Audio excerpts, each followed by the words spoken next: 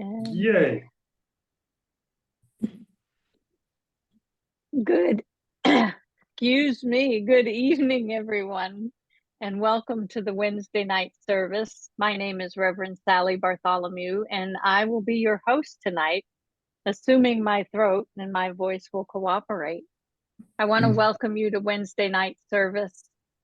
As you'll get to experience tonight, this is a place where we come together as a community to be spiritually refreshed and uplifted between Sundays.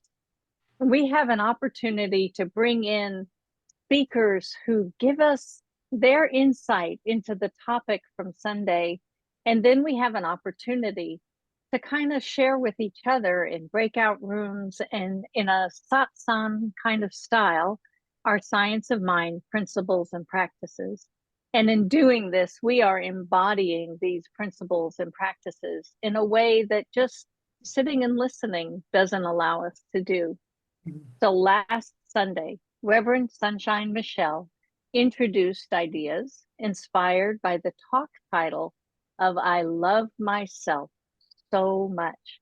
And tonight, our speaker continues the exploration of this topic with us. Now, our annual theme for 2023 is Living Out Loud. And our monthly, our monthly theme for September is Love Out Loud. So as we gather tonight, we welcome you. We are glad that you are here. Now, if you are new to our community, I'm assuming that you have navigated yourself to our website, but just in case you haven't, I invite you to navigate to www.oaklandcsl.org. Click on the I'm New icon and look at the lower left-hand corner of that page to submit your email. Once you do, you'll begin receiving the Village newsletter once a week. And it tells you information about all the activities that are happening at the center in the next coming weeks. Now, before we get started, I want to invite you to mute your audio. You're welcome to keep your video on if you'd like, or you can turn off your video cameras as well. If you don't mute, our tech team will do that for you because it really helps us with the recording quality if everyone else's audio is muted. So I also invite you to stay tuned to the end of service, where you'll receive special and important announcements about what's going on at the center. This evening, we have a speaker who is no stranger to us, Christopher Brown, as we've shared on one of several other times that Christopher has spoken on Wednesday evening. He knows that we are all independent researchers trying to figure out the mysteries of life.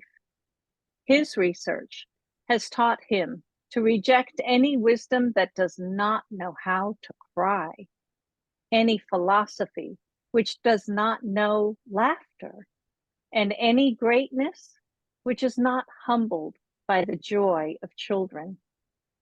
So the best we can do is hold each other's hands as we walk through these mysteries of life together. So as we do with every organized event at the center, we open in prayer. And Christopher, will you do the honors this evening? You betcha. Thank you, Sally. So let's begin by simply taking a breath and arriving. Allowing the breath to drop in and to dissipate within the body. So we're simply breathing in and allowing it to dissipate, to disappear, and then to reemerge.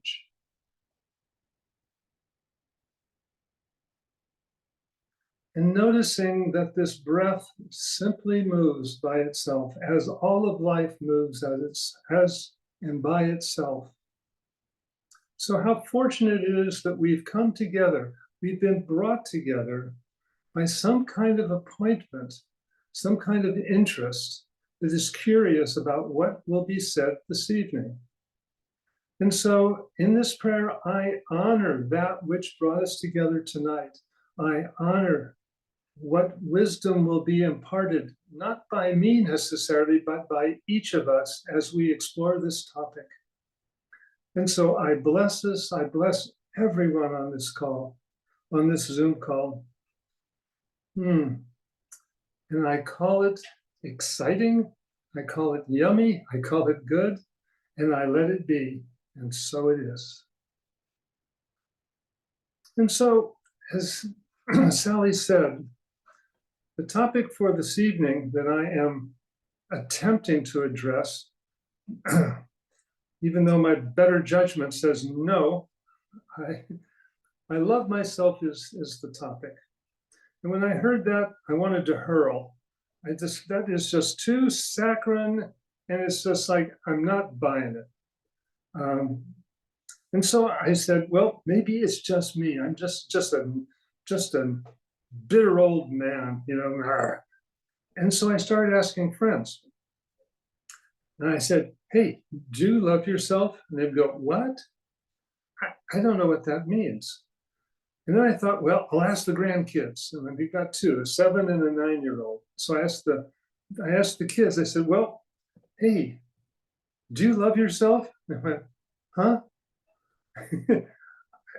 And the older one said, I don't know. I don't know. And then the younger one said, well, I like my friends. And I thought that was pretty cute. And then Ethan said, the older one, he said, you know, there's things that I do that I really like. Does that count? And it was like, wow, where did we make this jump that we're supposed to love ourselves? That without loving ourselves, that somehow we're deficient, or that there's maybe something wrong with us. Maybe that's not the way it works. And I'm going to say, I don't know how it's going to work, but I'm sort of sharing the research that I've been doing by asking questions. So the next question I was asking the kids and saying, now, do you need to love yourself in order to love someone else? And they went, what? It didn't compute. And so I asked some friends and they said, oh no, you don't need to love yourself in order to love other people. You can love pets, you can love your garden, you can love all kinds of stuff and still be a miserable, crotchety old man. And I thought, well, you got a point there. So the reverse of that is, can I love somebody without loving myself? Can I just be an expression of love? And people were saying, yeah. It's really about, and we were talking about this in Susan Brecker's little Tuesday afternoon get together. And Susan Brecker was saying, maybe it's just all about connection. That when we feel connected, when we're received by another, when we're actually listened to, when we're even cherished by another, something quickens within us, that we like ourselves better, that we open. And in that opening, we're able to receive. And in that receiving, a flow starts to develop. And maybe the connection and love is a flow, not just a mental construct of some sort, but an actual flow that we can feel. So an example is this. I was hearing on the radio 2 days ago how perfect this little article was that they were discussing. And it was talking about this man who lost his wife, had 2 small children. He was devastated and depressed. And he didn't think that he would ever be able to, get on with his life. I mean, he was a basket case. And so, did he love himself? I don't think so. I think there was no room for that. I mean, he barely could keep it together to handle his kids. And his friends intervened and said, hey, you can't go on like this. So why don't you go on a dating app? And he agreed. So this was 2 years after his death, and in the midst of pretty serious depression, he met a woman. And that woman met him right where he was, right exactly where he was, and accepted him just as he was, which means something started to stir within him. He started to come alive like a dormant tree. Her love and her acceptance of him brought him back to life, to realize what he had in front of him, but through his depression, he could not see it. So it was kind of like this woman jump-started a car that had been sitting way too long with a dead battery. Once the battery was charged up, the car worked perfectly again. So if we think about love perhaps as a current, maybe there's something when we connect that we actually share an energy, an electricity of some sort between us, and we feel that electricity. I know for me, I have a routine in the morning where I'm showering, and the cats know when I finish my shower. They come up and they watch me dress, because as soon as I get dressed, it's time to go outside into the garden. And so they're there looking adorable, and it just opens my heart, because they're just looking with their little eyes going, is it time? Is it time? Come on, it's a time. And something in me, it feels very tender about that. I know that my actions contribute to their well-being, and it uplifts them because it's something that they really enjoy, and I really enjoy giving it to them. So this idea of allowing, giving to the cats, something that simple, giving to plants by watering them, taking care of them, let alone giving to another human, to a friend, to a loved one, giving to them is so, so important. Because when we do, you feel it. And that feeling feels, I don't know, yummy, for a better, not for a lack of a better word, it feels good. So for kids, their form of love isn't necessarily the form of love that it takes for us. For Ethan, I watched him on the playground today. He'll come running up to one of his friends, and it's like, tag, you're it, and they start racing around the playground together. And Sophia, the younger one, will sit down with her friend, and they'll chit chat. They won't be racing. They'll be, so that's their way of connecting is two different ways, and we all have our ways of connecting. And if you think about what are some of the ways that you enjoy connecting? Do you enjoy connecting through sports, through an activity, or is it through conversation? Is it through a mutual interest? All of these different ways that we connect, and it can be connecting over simple history, the fact that we've been together for 50 years and that we know each other amazingly well. And there's times when we really like each other, and there's times when we don't. But underneath all of that, there's a foundation of, yes, I care about you, deeply care about you, and I know that you deeply care about my well-being. Maybe that's what love is. And I don't know, because if I were to ask 1,000 people what love is, chances are I would get close to 1,000 different answers. And there's 8 billion people on the planet and counting. And so there's 8 billion kind of ideas about what love is. Who's got it right? I don't think we need to discover what is right or what is wrong about that, but what actually contributes to the well-being of another. And maybe that's what's important. So, do I need to love myself in order to love someone else? The answer is a solid no. Because the way I see it is, if I start accepting another, start deeply listening to another, start being present to another, I'm opening my hand to the other. And as soon as I open my hand, I am now available to receive. So whether I'm able to receive or not prior to that, when I open myself and I become courageous enough to love, to open, to accept, I'm able to receive. I don't know that that's understood as much, that there is a priming of the pump that you give. As you give, you're available to receive. And in fact, that's part of our exercises for this evening. And we're going to have 2 different exercises.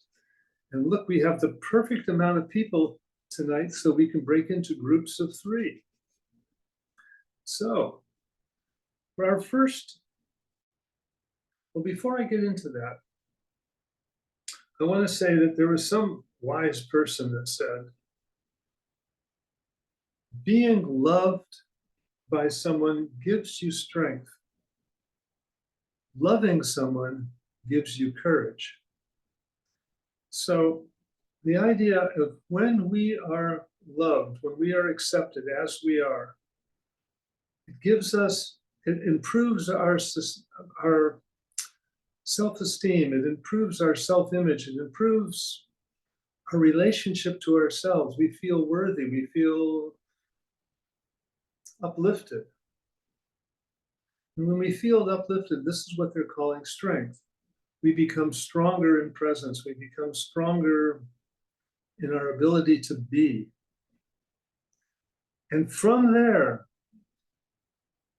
if we were to actually express that, if we have the courage to love somebody else, then that also is an aspect of us that we can grow, is our courage to simply be vulnerable and to give love, because it's that giving and it's the flow, it's the giving and receiving, which is so important. So we're going to be breaking out into groups of 3, and what you're going to be discussing with your fabulous group is a time when you were accepted. You were actually accepted and loved by somebody else, loved and uplifted in such a way that it made a difference in your life. And so I want you to talk about the experience of being loved by somebody and how it affected your life, how it actually uplifted you. Kind of get the idea. And you're going to be partnered up with a perfect group. I guarantee it. So are we ready to break out? And if so, let's go. Okay.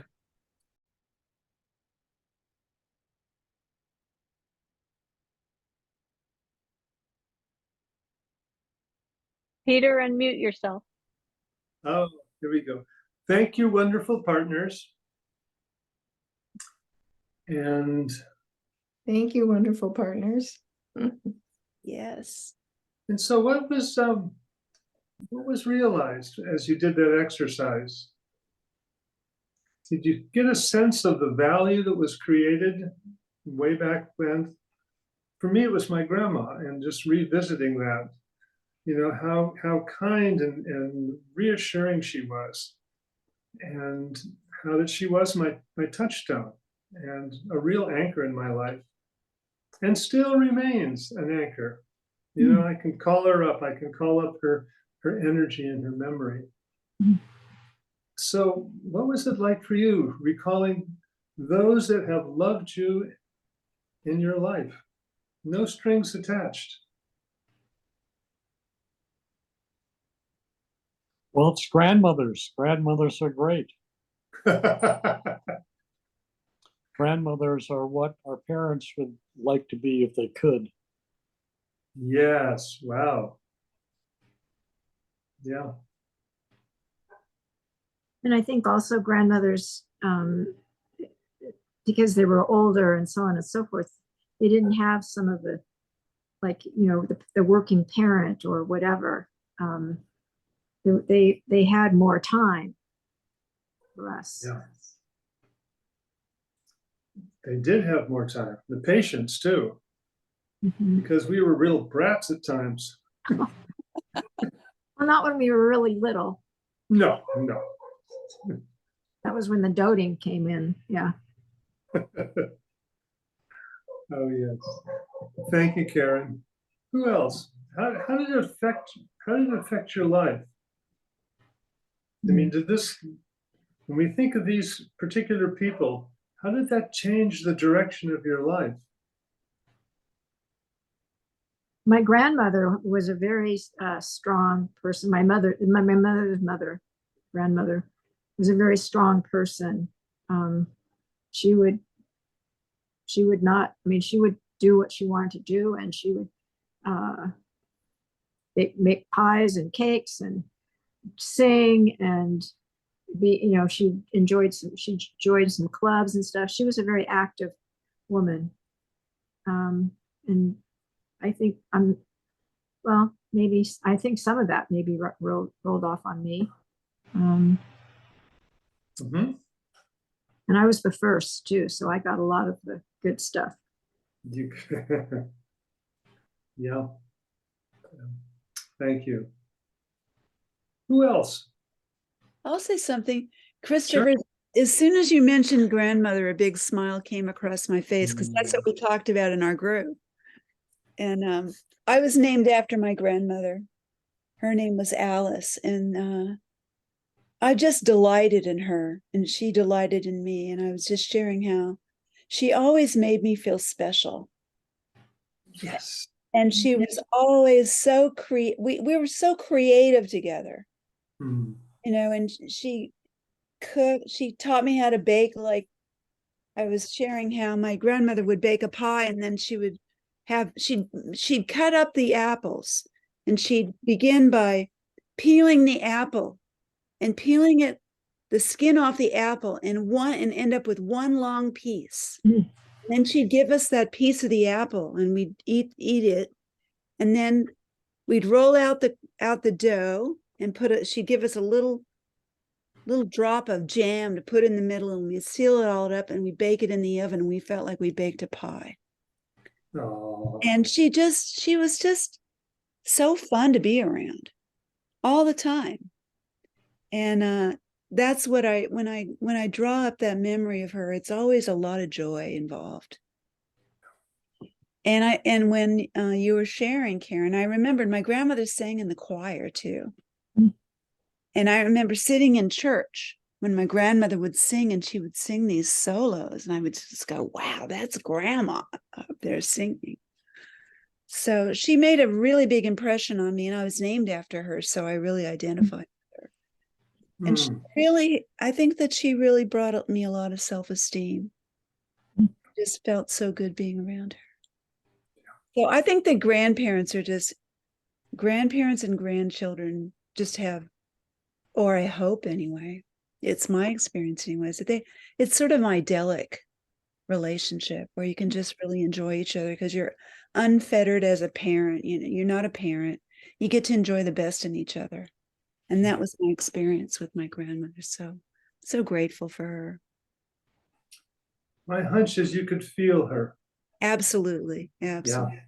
Yeah. Yeah. Genuine, just this genuine safety. Yeah. Yeah. Yeah. Sweet. Oh, sweet. Thank you. Mm-hmm. Who else? Anybody else move to share? Okay. We're going to do the flip side of this. We just talked about, as you brought up an idea of what it was like to be loved and how it uplifted us. This next exercise is going to be going into groups. It'll be a different group, hopefully this time. And it will be a fabulous group, I guarantee it. And you're going to be discussing this time how is loving and accepting another, how has that transformed you? It takes courage to love, because we've been hurt, and to try to love again, and it doesn't work out, and just keep anyway, all of the issues we have with loving, when we actually do open up and become vulnerable and really go to the mat with somebody, how has that changed us? And that could be going all in with a pet, or a garden, or a friend, a spouse, a parent, whatever. But what is it like when we truly love another person, and how does that affect us? You get the idea? Okay. Peter, can you break us out? Let's break us out for 8 minutes this time. Okay, hold on. Okay, you're doing a great job.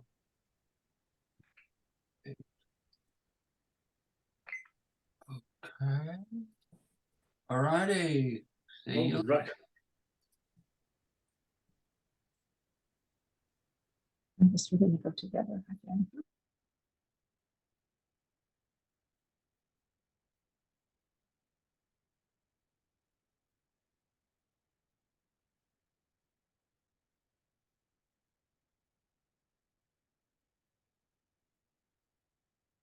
Hi, Freya.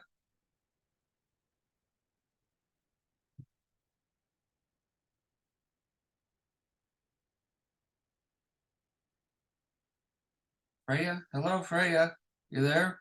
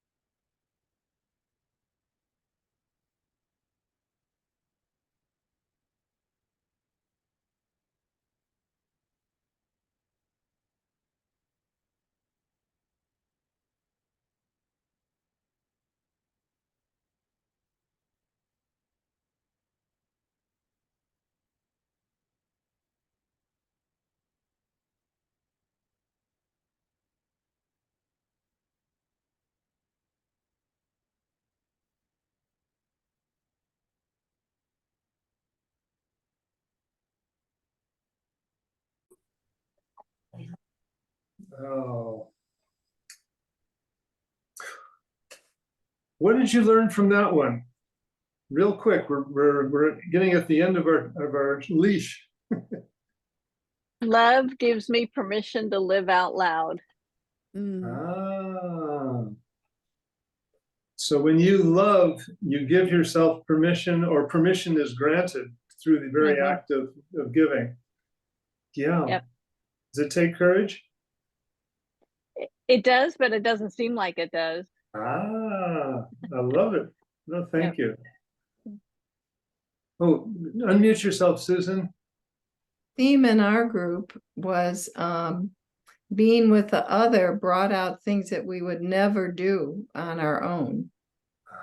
You know, that we enjoyed and fun and yeah, traveling or, you know, various types of those things that with the other, if we weren't with the other person, we probably wouldn't have done that particular thing that might be very playful or whatever.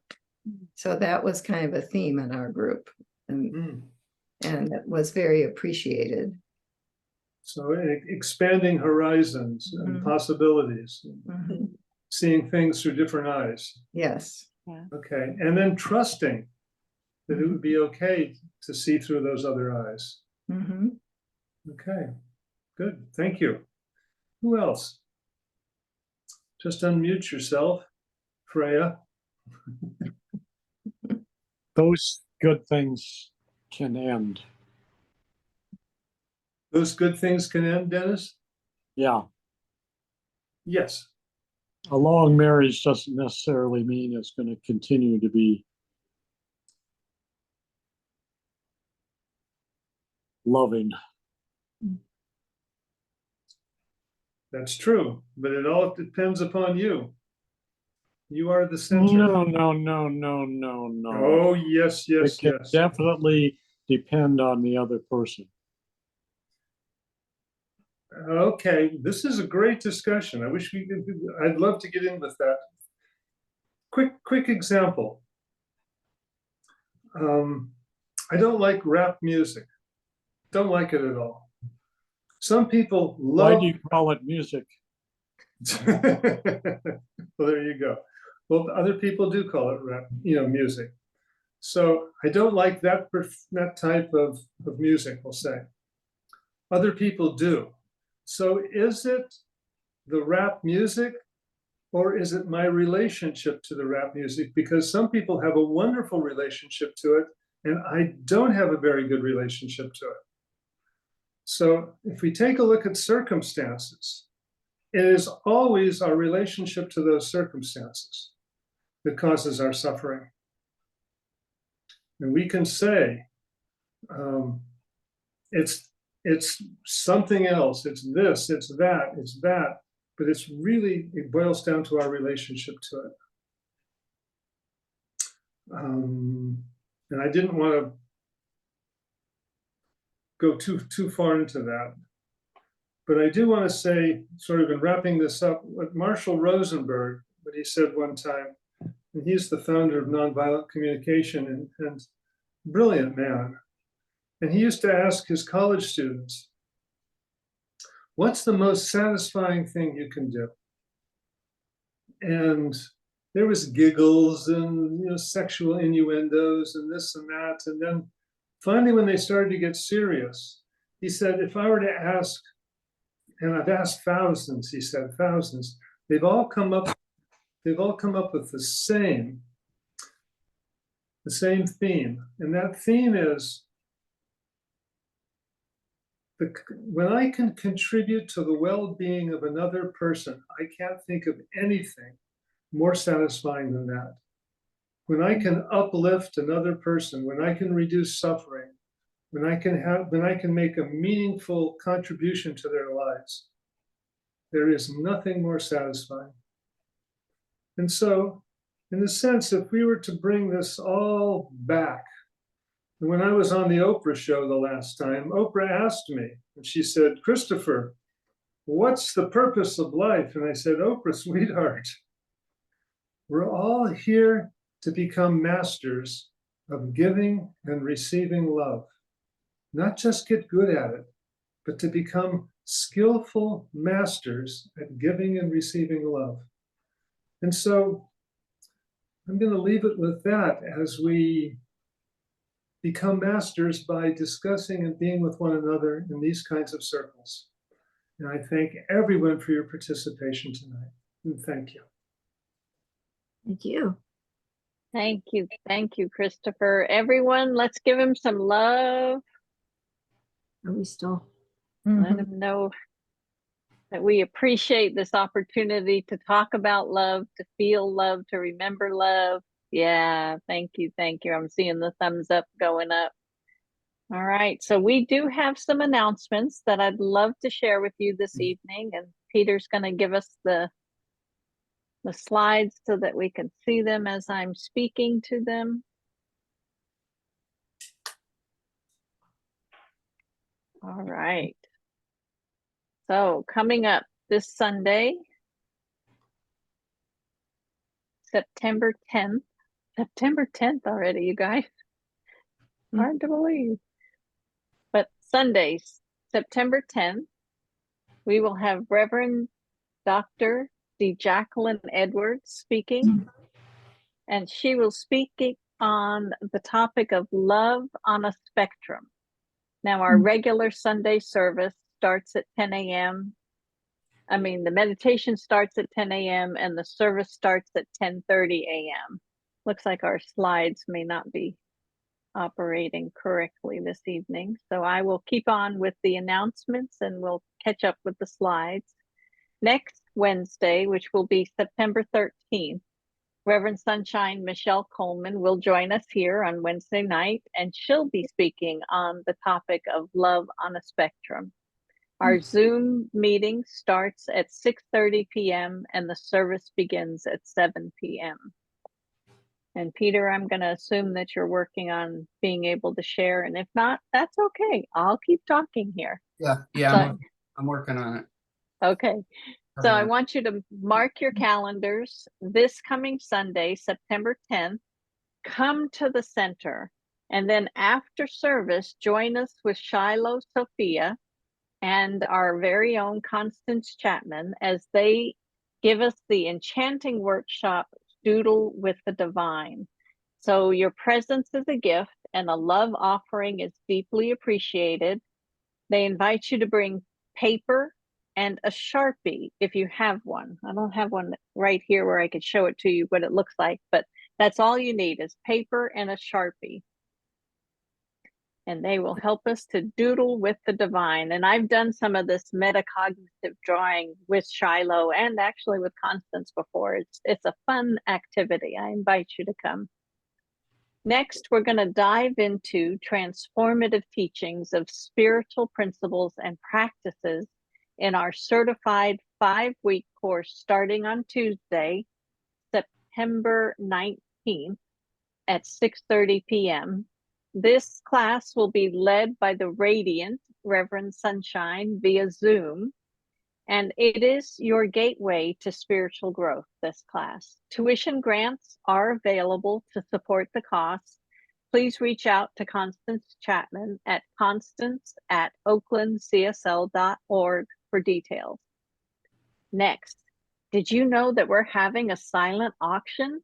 It's that time. Our online auction is live now until September 10th, and the bidding closes at 6 p.m. that day. So get your bids in, explore the Village News and Events page for the auction link, and you could be the lucky host of a, I don't know how to pronounce this, Frihoda dinner for 8. Enjoy piano lessons from Kev Choice, or break bread with Reverend Sunshine. There's so many incredible opportunities that await. So bid now, don't wait. Spread the word on social media and to family and friends, and let's come together in the spirit of generosity. This is a fundraiser for the center. Let's make this auction a success. Now, we also have. How do you bid? You go into the link for the auction and find the item that you want, and you click on it and you can give a bid. You have to create an account so they know who you are, but that's how you bid. And where do you go to start that process? I'll give you the link tonight in the chat. Okay, thank you. Oh, I hope I don't get the chat. Okay, all right. I'll get it to you, Karen. Yeah. On the screen. Yeah, we'll get it to you. All right, one more thing. Let's see. Exciting news. Don't miss out on our final new member class that's happening on Thursday, September 14th. It says 24th on there. Thursday, it would have to be the 24th. There's still time to become a part of our community. Simply visit our website and head to the About Us section. Click on the membership and then fill out your application. We can't wait to welcome you as a member of our community. I think we've got a few more slides. There's two of them, Sally. The 14th at the bottom of the screen. Is it? Thank you, Peter. I could see the There's- 24th. There's 2 dates. All right, 14th and 24th then. Thank you. Right. All right. One more thing. Our nonprofit partner applications are for 2024 are now open. So if you want to suggest a nonprofit partner for next year, you can download the application from the nonprofit page of our website on the About Us and pick up, or you can pick up a paper copy on Sunday and at the check-in desk. You know, there's so much going on at the center, more and more activity there. And what I would like to do is invite you to navigate yourself to our website, look at the events, the workshops, the classes. Our website is oaklandcsl.org. You can sign up for our weekly newsletter, as I talked about with our welcome of new people. And you can reach out to these lovely individuals who are shown on the screen now. This is our contact team. Any one of these individuals will help guide you in the right direction for the information that you want to have. Next, we're going to go into our joyous giving time, and we have our affirmation for this evening. So let's say it together. Divine love as me blesses and multiplies this offering. It blesses all that I am, all that I give, all that I circulate. Thank you, love as me. You know, giving to the center is giving to our spiritual home. This is the place that spiritually refreshes and uplifts us. And so you might be asking, how do I do that? Go to the website, click the donate button. Once you've done that, you'll be given a page that tells you the many ways that you can give. You can give via credit card, you can give through Zelle, you can give through text, you can send a check to the address there, and you can also join us on Sundays and give to the basket there during service. There's so many ways to give your financial donation to the center, and we welcome it all. So now I would like to give some thank yous, because this has been a wonderful service. There are so many people that actually come together to make these services happen. Our tech team in particular, Peter Gum. Tonight we have Alice Knutson and Alice Herndon. Myself as the host. We have our wonderful meditation leader, Susan Urquhart Brown, and of course, our speaker, Christopher Brown. And I'd also like to thank Reverend Sunshine Michelle for her support of this Wednesday night Oasis experience. What a blessing we have to be able to come together like this and dive into these spiritual topics and practices. So thank you all, everyone who's come to participate tonight. And now I'd like to turn it back over to Susan to pray us out. Yes. All right. Thank you, Susan. Well, so let's just close our eyes and take a breath. Being absolutely grateful for the presence of the one that we are one with all of the magnificent qualities of love and wisdom and peace and joy and so much more. And just giving such great thanks for the sharing, people being willing to share deeply with each other, for Christopher Brown for guiding us with his talk this evening, for Reverend Sally for being our fearless leader and letting us know everything that's going on at the center, for each person that brought their loving, beautiful self to the Wednesday service this evening. I am simply grateful for it all. So, in great gratitude, knowing that everything is moving in divine right timing and divine right process right here and right now, let's just end this prayer together by saying, and so it is. Amen. So it is. All right. Thank you, beloved.